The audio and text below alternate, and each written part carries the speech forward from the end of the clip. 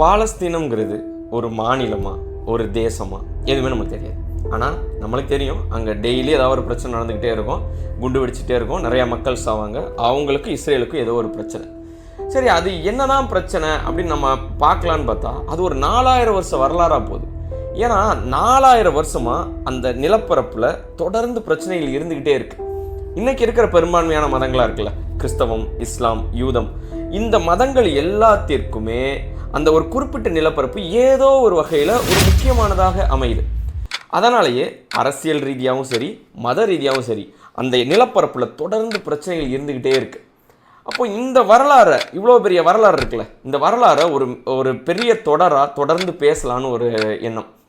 அதற்காகவே time pass சேனலில் தொடர்ந்து யூதர்களோட வரலாறு, இஸ்ரேலோட வரலாறு, இன்றைக்கு இருக்கிற பாலஸ்தீன் நிலப்பரப்பில் ஆதி மூல காரணம் என்ன அப்படின்னு அலசி ஆராய்ந்து தொடர் நம்ம வெளியிடலான்னு முடிவு பண்ணியிருக்கோம்.